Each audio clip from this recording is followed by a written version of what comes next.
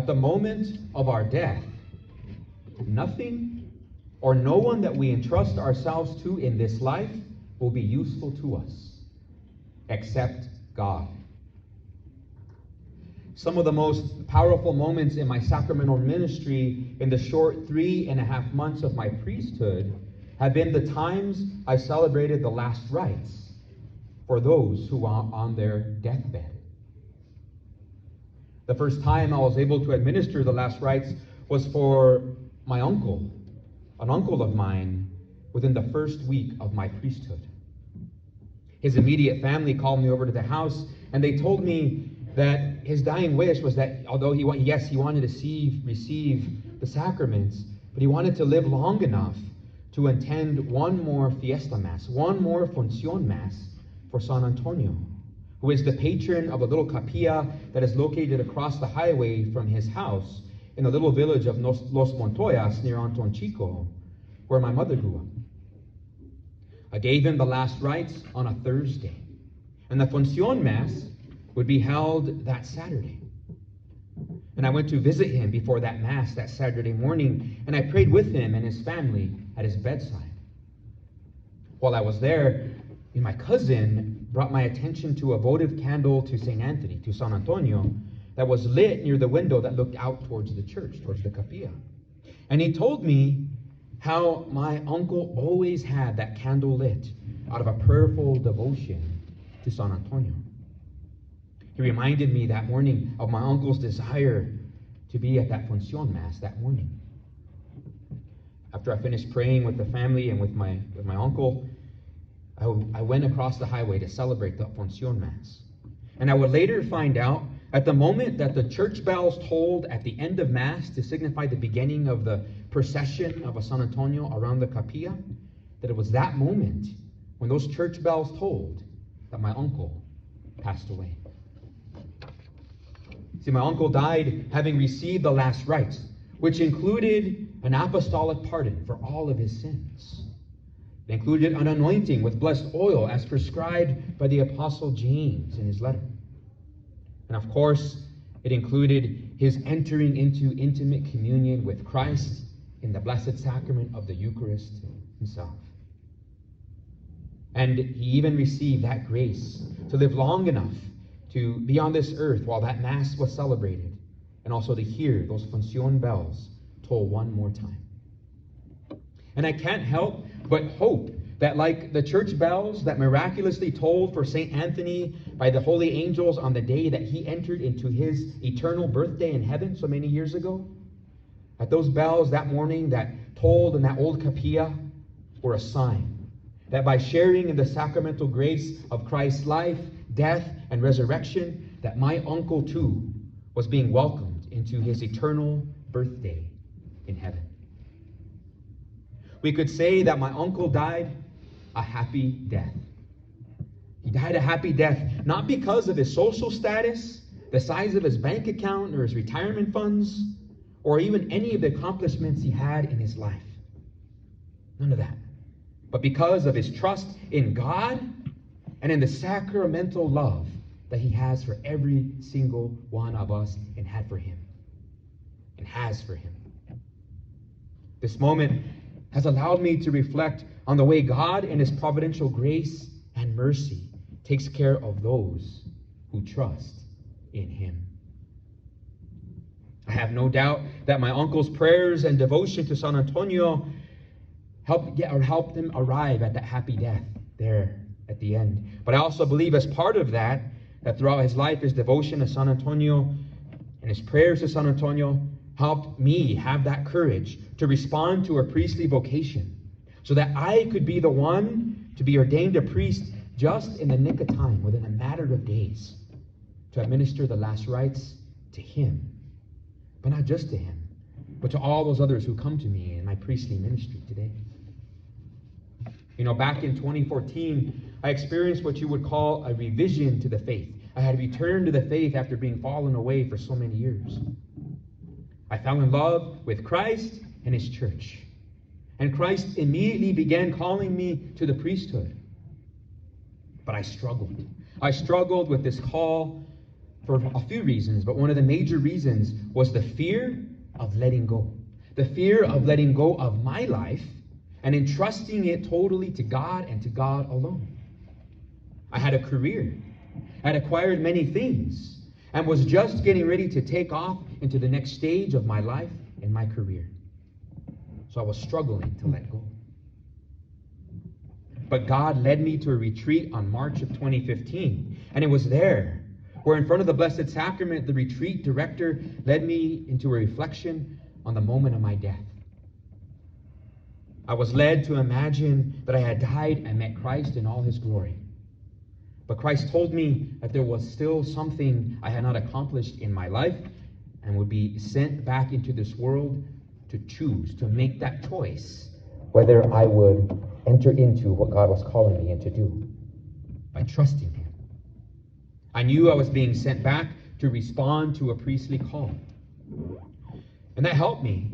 I knew right then and there, after meditating on the day of my death, that if I didn't let go of everything to trust God and give the priesthood a chance, that I would regret not taking that risk.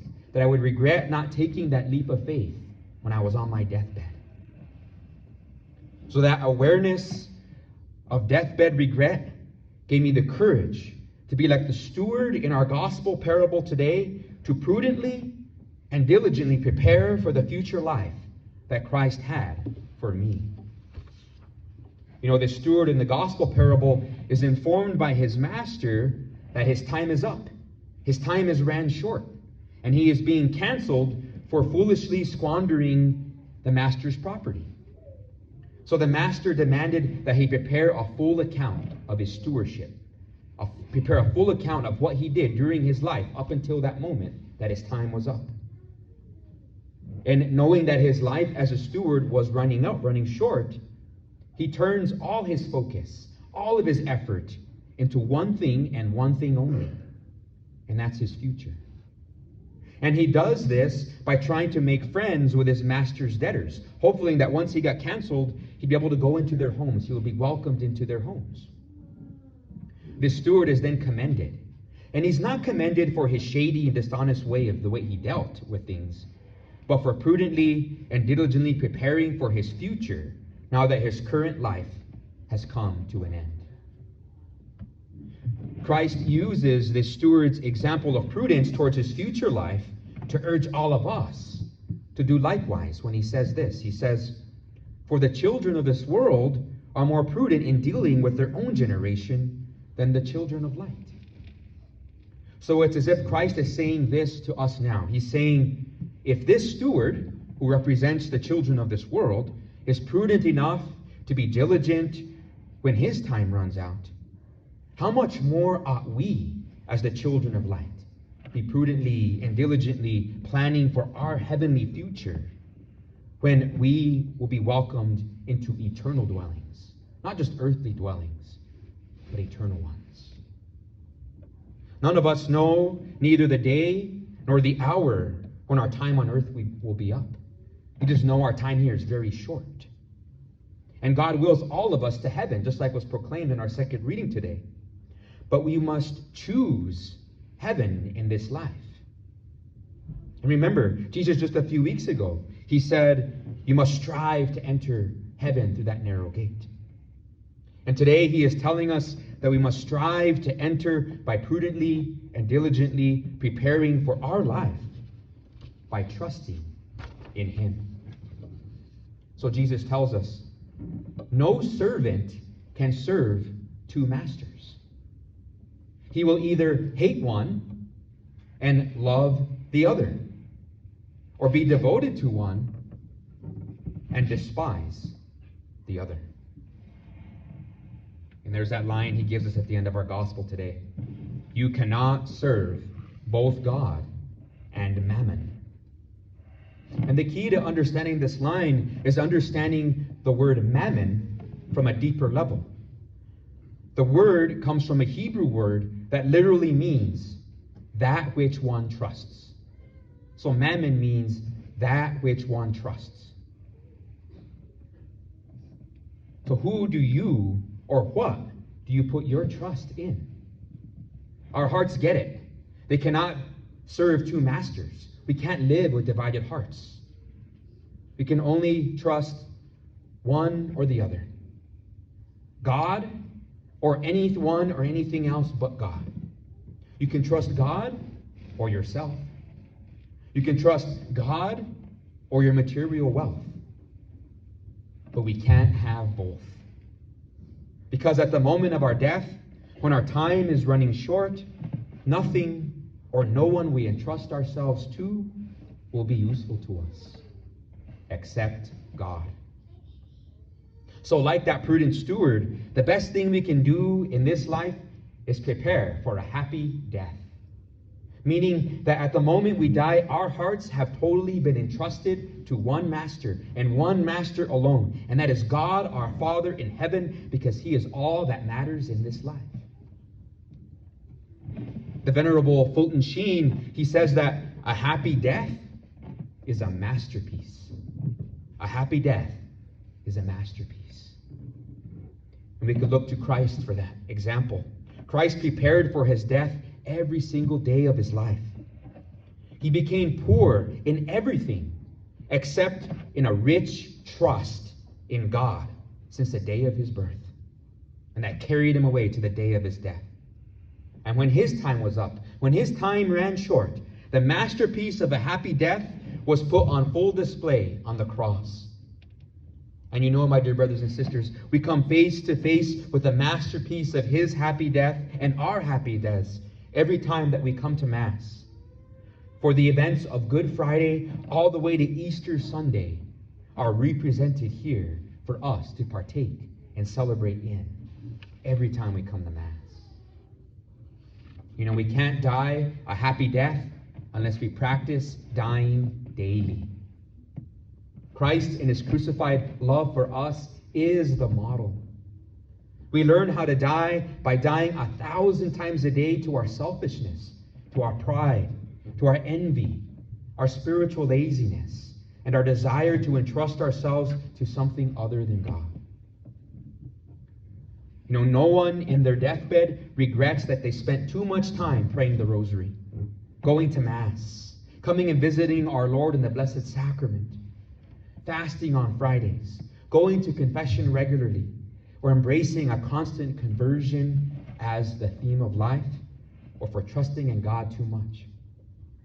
And no one on their deathbed regrets that they didn't get more screen time on their cell phone, or didn't get more time to post one more post on social media, or to spend more time puffing up their egos, or have a way of just blindly following the way of our popular culture today.